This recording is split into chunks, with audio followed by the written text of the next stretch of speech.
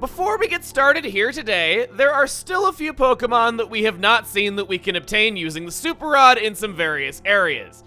I want to go over these first, and if you don't want to see this, either skip to the timestamp on screen right now, or click on the annotation yonder. Either way, let's get started.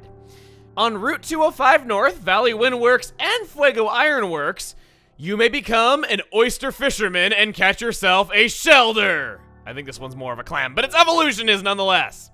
What was once known as an incredible physical wall has not aged well. Despite solid speed and offense for how high its defense is, its water-ice type when fully evolved and the advent of better rock-type moves including Stealth Rock have hurt it to say the least. Both of its abilities can be fun and it's not horrible, it's just not as viable as it once was.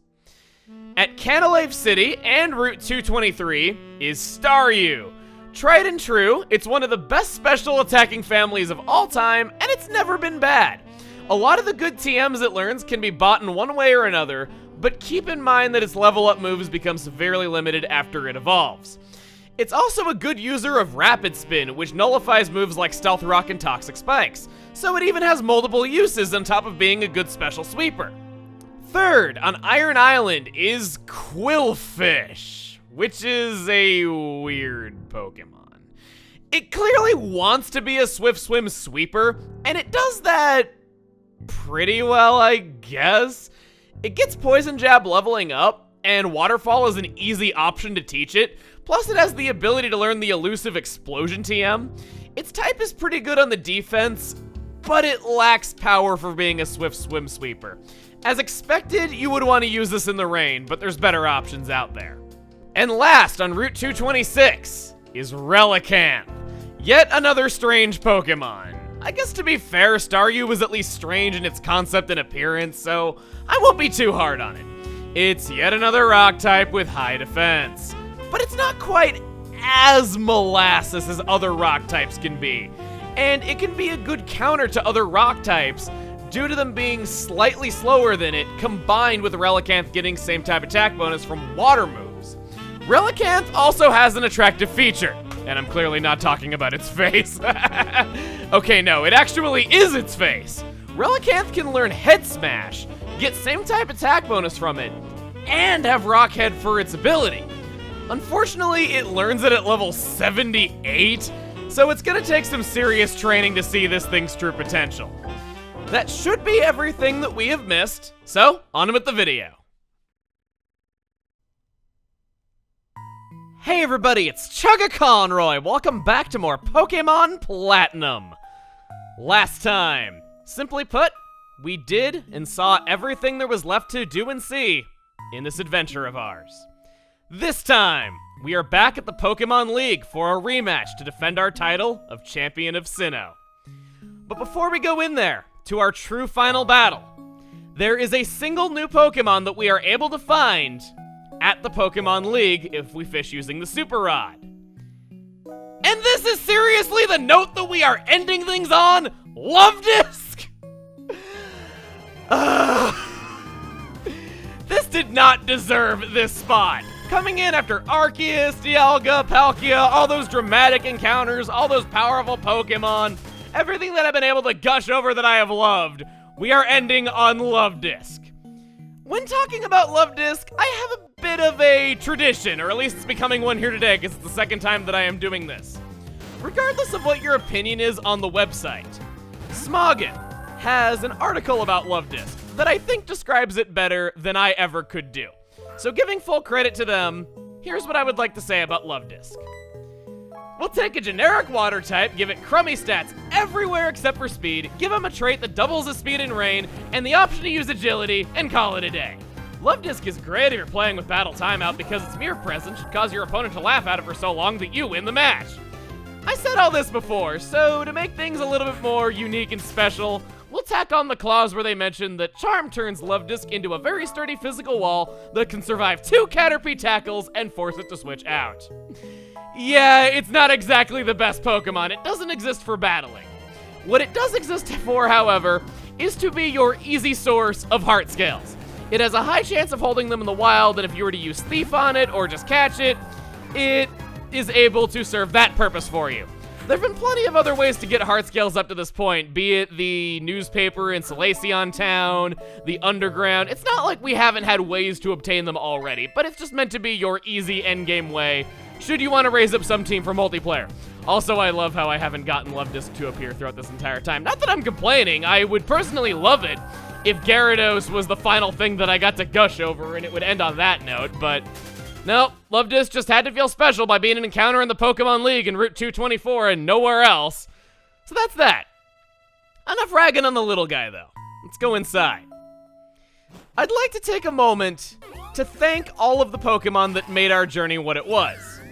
Yeah, there's the team, and they're certainly important. They were with us every day. And the HM users were important, too.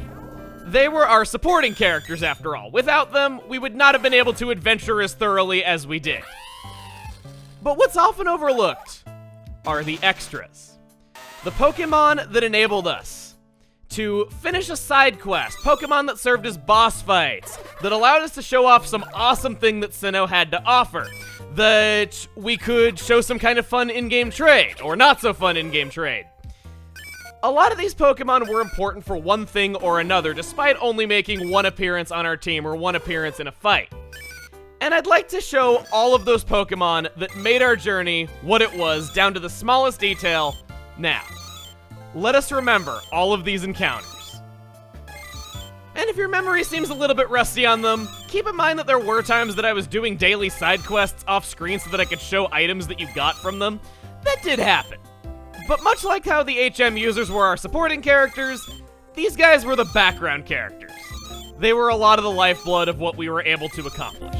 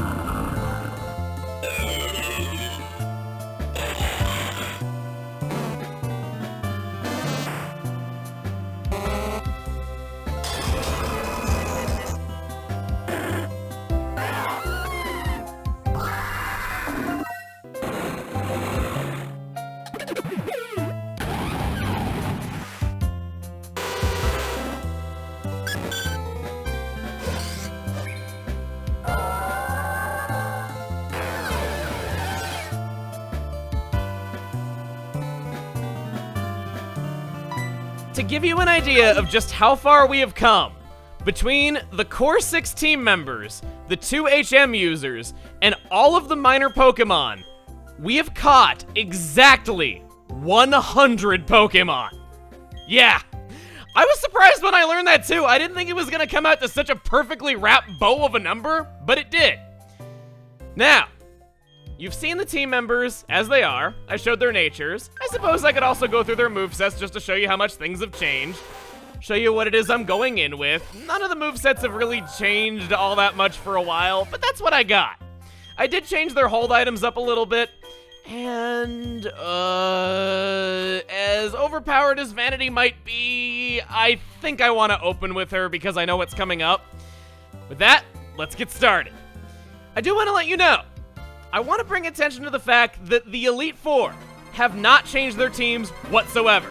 They are the same Pokemon with the same movesets and same abilities holding the same items. None of that has changed. They are just a little bit higher leveled. For that reason, I don't see it as all that important for us to go through all these fights as we did the first time again. I'll just be speeding through them. It's the same logic that I'm using with that Barry fight of how I said I felt it wasn't all that important for us to go back and fight Barry again, considering that his team doesn't change aside from the levels, and most of you agreed. Same thing is going on here. But somebody who has changed is Cynthia. her team is different from what we saw last time. And for that reason, that is going to be our main attraction here today. So, by no means is this a goodbye. I'll just see you on the other side of the Elite Four once they have fallen. That is if I don't lose horribly. And I suppose that while we are doing this, there is a topic that I should mention because it is kind of important to the history of the series. It is that in early Japanese releases of Diamond and Pearl, there was a glitch that you could do in the Pokemon League. Those doors that close behind you in the chambers of each of the Elite Four were not solid tiles. You could surf through them. This would allow you to go out of bounds, and if you were aware of where the map data was stored, you could go to places that you were not supposed to go to from here. You could go out of bounds, you could do all kinds of fun stuff. And because of that, it was possible to make it to New Moon Island and the Flower Paradise to fight Darkrai and Shaman without the need for an event. You could not fight Arceus, as this would not allow you to go off of the default Z-axis when walking around on the maps. And on top of that, Arceus does have a special check in place where it checks to see if you have an Azure Flute, and if you don't, Arceus' sprite will simply not spawn into the map at all. I guess they just really didn't want people getting Arceus too easily, even if they were able to hack or cause some kind of glitch or something like that. It was interesting. It was one of the few times that a DS game ever received an official patch. They did a recall on cartridges, and it was kind of interesting. It was something that a lot of people wanted to be able to get through importing, and just in general, kind of a weird topic that you don't see happen all that often or make it through quality assurance. I've known about this, and I remember the days when it was uncovered. I just didn't think it was very fitting to talk about it on our first visit because of how tight a lot of these battles were and how down to the wire some of them were. I thought that would kind of take away from things, so I was saving it for our revisit. And speaking of things that I didn't say on our first visit, under all of that ground in Bertha's chamber lies the hopes and dreams of that guy outside of Sunny Shore City who said he was going to become the league champion using only Pikachu. Oh boy. And that's that. As Supernova winks at us on the bottom screen, now you will never be able to unsee that, not like it matters because we're probably going to be looking at that for what, one more minute. I have fully healed up the team, and I used the Lepa Berry to restore PP to Vanity's Surf and Ice Beam for, obvious reasons. Let's do this. One look at you tells me many things about you. Together, you and your Pokemon overcame all the challenges you faced, however difficult. It means that you've triumphed over any personal weaknesses, too. That power you learned, I can feel it from you. That's enough talking. Let's get on to why you're here. I, Cynthia, accept your challenge as the Pokemon League champion. There won't be any let-up from me. You wanted us to meet again? Let's give you the fight of your life. Cynthia begins a fight. How else but with Spiritomb. It is level 74. Ghost Dark type, pressure for its ability. With the moves Dark Pulse, Psychic, Silver Wind, and Ominous Wind. This thing is a pain. It has nothing that is type effective against it. Doesn't matter what you use. So I'm just going in with Bodhi, hoping for the best, seeing if I can chip it down as good as I can. It has two moves that can give it all stats up, which if it gets that off, that is downright dangerous. Oh, that is so good. I do over have its health. I know that it's got Silver Wind that's type effective on me, but it's not same type attack bonus, and Spiritomb's more of a tank than anything else. Good. Okay, good, I can take it. I was about to eat my words right there if I didn't. And this Earthquake should soundly finish it off. That went a lot easier than I thought it would. I considered using Acrobat against it, even though it had Psychic, just simply because I didn't think Acrobat would be useful to me for many other things in this fight. So I'd chip it down and have Bodhi be able to finish it off, but no, it's good that I went with that. Togekiss! Joy! Just what I wanted to see come out second.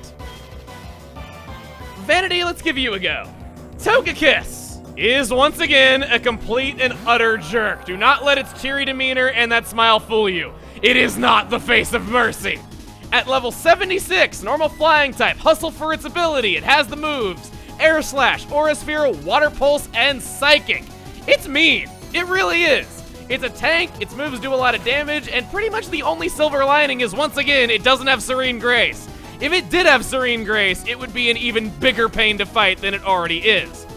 Vanity's a special wall, and that Air Slash isn't going to be able to flinch me with me being faster than it. I also recover off a little health from the leftovers. I think Vanity should be able to do a sufficient job walling it. That being said, it's probably also going to do a sufficient job walling me, because I'm just going to barely not knock it out right here, and she's totally going to use a full restore. Ooh! Air Slash missing. You don't see that every day. I'll take it. Even though she's gonna full restore right here, that is absolutely fine in my book. This could be going a lot worse than it is right now. Vanity, if you would be so kind to be the upstanding, awesome sea serpent that you are, and freeze and or critical it, that would be wonderful. Okay, nothing there, but criticaling it the next turn would avoid you taking a little bit more damage and might get you to full health in the near future. I think I'll just barely fall short, but it'd be nice. Come on, Togekiss. Please go down. Be a frozen... Nope. It's not gonna stay cool for the boy. It actually is a boy! For a moment there, I was thinking I'd have to correct myself saying that no, it's a girl because it's on Cynthia's team and most of her Pokemon are girls, but no. It is actually male. No second full restore? Good. That's one of her terrible team members. No, amazing team members. Terrible team member would mean that it'd be really easy for me to beat. That's one of the things I dislike fighting the most out of the way. Roserade. I don't really have anybody that can easily deal with this, so let's go Acrobat just on the grounds that it probably won't get much other chance to do much. Roserade is level 74, Grass Poison type, natural cure for its ability, with the moves Energy Ball, Sludge Bomb, Shadow Ball, and Extra Sensory. Good type coverage is the name of the game here. Everything on her team has had one of its moves changed, and in almost every case, it's dramatically increased. Oh man, yes! Yes! Oh, there's the Razor Claw coming in! Oh, that was beautiful after I thought Acrobat wasn't gonna get to do much. That was awesome! Alright, yeah, I was just saying, her team has got really good type coverage in almost all situations. It's tough to deal with. There's not easy ways to deal with most of her team. Speaking of which, Milotic is not one of these Pokemon. I think it actually has worse type coverage than what it originally did, cuz it's level 74, Water type, Marvel Scale for its ability, and it's got the moves Surf, Ice Beam, Mirror Coat, and Aqua Ring. Its new strategy is setting up that Aqua Ring early to get some HP recovery going. Personally, I think she would have been better off equipping the leftovers, but I'm not complaining. It's alright, I guess. It's not as tough as it was before. Because of that Mirror Coat, I didn't want to go with Supernova doing that Thunderbolt. I just thought this would be all around the smartest way that I could do things. I'm also pretty sure that I can survive this Surf just fine, considering how Vanity's experience with Surf is typically bit... Oh, critical's flying all over the place here. Here it comes. Have we had a Pokemon faint yet? I just realized that. Her team is halfway gone. No, more than halfway gone. 2/3 of the way gone. And have we had anything faint yet? Well, I think we're about to. Yeah, well, all 6 of ours are still going. They're still kicking. Here it is. The big bad Garchomp. I'm glad Vanity's got as much health as it does because nobody would like fighting this in a weakened state. Heck, nobody likes fighting this thing in any state, so let's be honest. Garchomp is level 76, Dragon Ground type, Sandveil, it missed! It missed! Sorry, just getting excited. Sandveil for its ability, holding a Citrus Berry with the moves Dragon Rush, Earthquake, Brick Break, and Giga Impact. It can hurt, it definitely can, but not when it's missing, oh, like that. Oh, my heart is pounding. This is playing with my emotions so much. The miss, it's seemingly going down and hanging on to red health. The Citrus Berry kicking in when it does. I don't think it's in range for her to use the full restore. I think I got... Oh, it didn't even do any damage. It missed twice. Oh, that is beautiful. This is the thing that I was afraid of. This is why Vanity was the most trained up member of the team. I didn't train up all that many levels. I think each team member got +2 or 3 levels since before, but I thought I was gonna need to train for a long time, but based on how the team was doing, I thought I would just kind of go at only 2 levels stronger than I was before at the start of the league. Lucario. Bodhi, this is your fight. Lucario is definitely no slouch. It can definitely finish you off if you're off guard, even with that Garchomp gone from her team. Level 76, Fighting Steel type, Steadfast for its ability, with the moves Aura Sphere, Dragon Pulse, Psychic, Earthquake. Speaking of Earthquake, that's what I'm doing to you. I was thinking if there was any time for Bodhi to ever be used in this fight, it'd be right now. I can't believe it. We've had nobody faint up to this point. I say up to this point because, yeah, it was too good to be true. Okay. All right, that's a little bit unfortunate. I was kind of hoping I'd get the Earthquake. Scythe is being outsped by that thing, no question. Supernova is weak to the Aura Sphere, but it's a special wall. It can probably take it just fine. Nothing else it's got is anything I think I need to worry about, so let's go for the Fire Blast. It might have been good to lay down the Reflect right there to protect something else from the Earthquake when Supernova would go down, but I think I'm just gonna go right for the Throat by lighting the Throat on fire. That is very gruesome. Come on, Supernova, come on, come on, come on, come on. That wasn't even oh man, that wasn't even a critical hit. That's bad.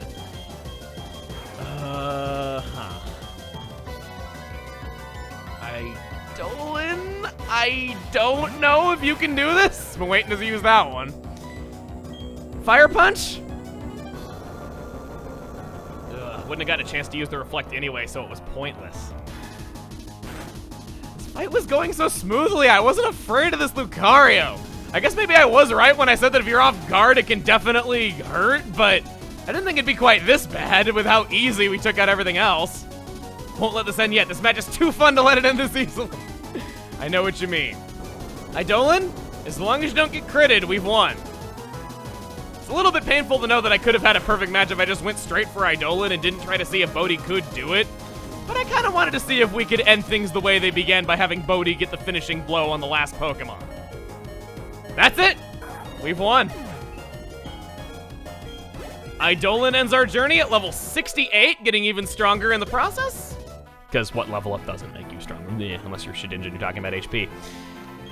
Just now, you become the most powerful of all the trainers. You are now our newest champion. Once again. That was excellent. Truly an outstanding battle.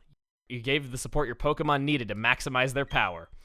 And you guided them with certainty to secure victory. You have both passion and calculating coolness. Together, you and your Pokemon can overcome any challenge that may come your way. Those are the impressions I got from our battle. I'm glad I got to take part in the crowning of Sinnoh's new champion. Come with me. We'll take the lift. I know we've heard this all before, but it just feels so final that I wouldn't want to gloss over it and pretend like it's not there or just be like, yeah, we don't need to hear all this again because we have before. It's just a nice finale, and this Professor Rowan theme is the best. It's great. The room ahead is the Hall of Fame. Emil, your last battle was splendid. Oh, hello, Professor Rowan. A child I enlisted for my Pokédex project has come this far. It's only natural that I come and witness the child's crowning glory. Emil, I shouldn't call you a child anymore. You've grown into a real champion. Professor, you still enjoy the enthusiasm kids bring to your research, don't you? Emil, step this way, please. Professor Rowan, please join us.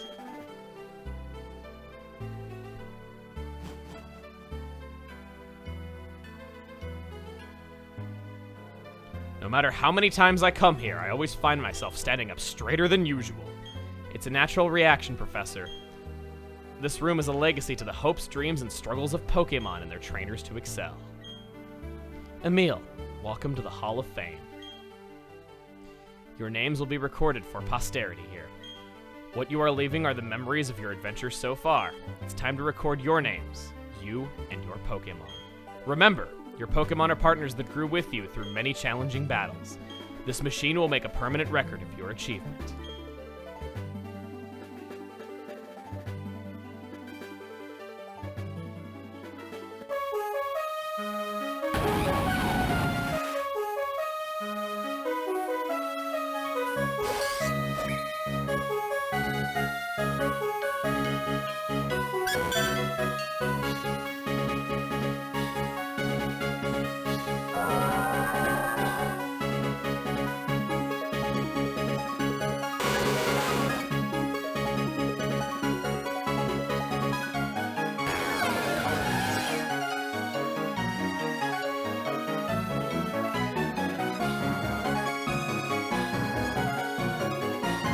Poor Supernova is the one who gets the shaft in the picture this time.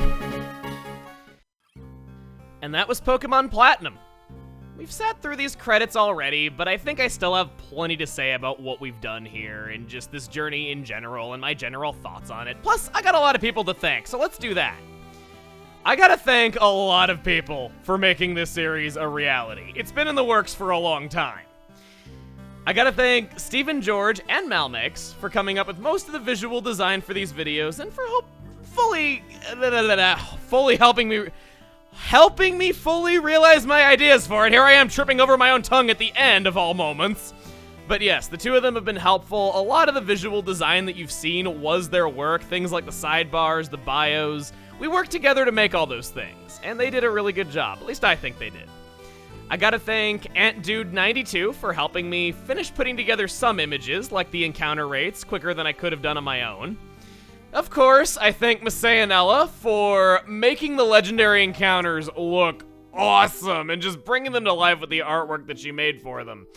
And as if that wasn't enough, also her critiques of the general presentation of these videos. Oh, and did I mention also naming Derpidius? I said that I was gonna name this if the person that named it ended up being a guest eventually, but she never did. So, there you go. There's Cephazon, Maryland, and Yoshiller for not only being guests, but for also fact-checking some things for me. If you break it down, there's a lot of info that went into every episode of this series. Between the bios, the encounter rates, things that I say, it's a lot. And I was bound to be wrong some of the time, and, well, was.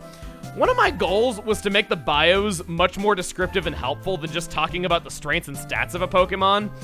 While a lot of the research was done on my own and based on my own experiences of using Pokemon, they helped to catch things I didn't. And by that I mean catch things I missed, not catching the Pokemon themselves. Of course, as an extension of that, I gotta thank all the multiplayer guests who brought their own styles to the table.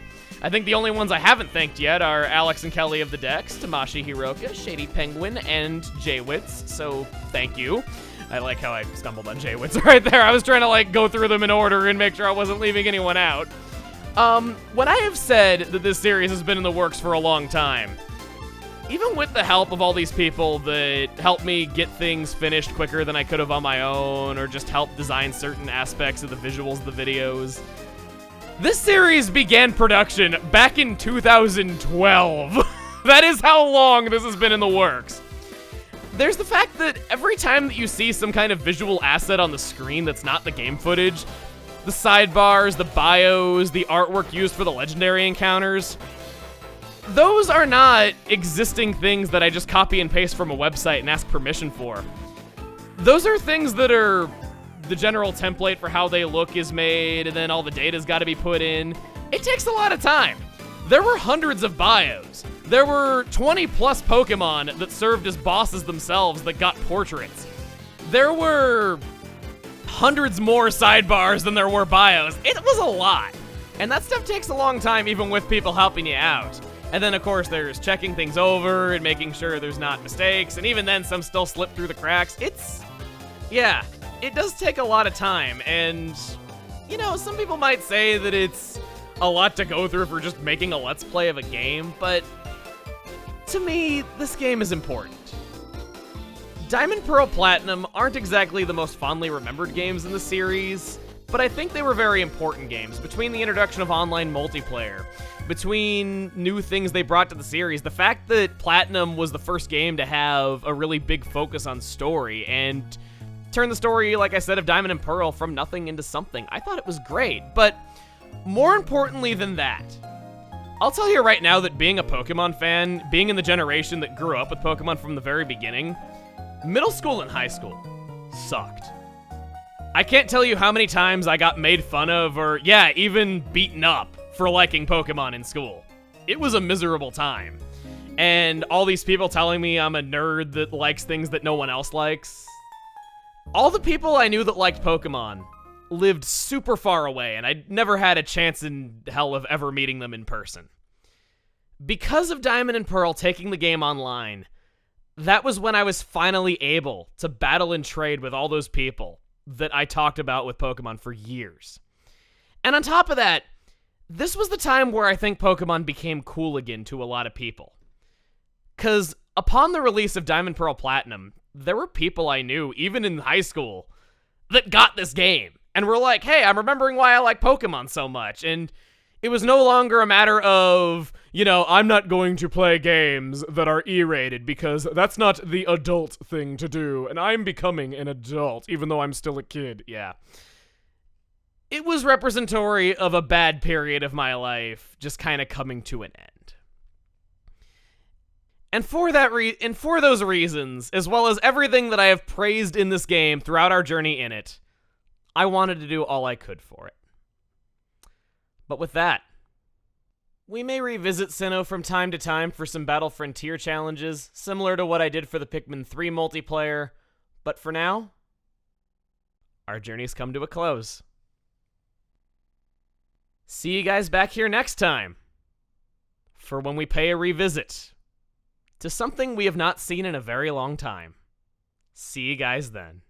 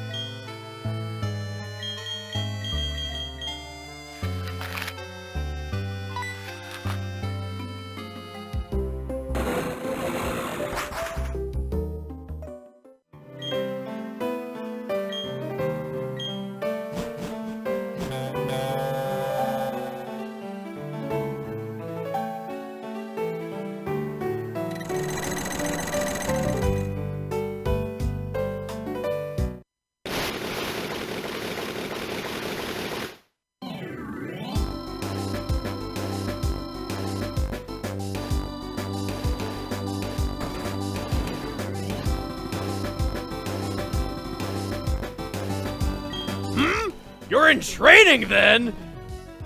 You know, my son trains as hard as you do, but I still treat him as if he were a child. It's ridiculous, really. He is a proper gym leader and all.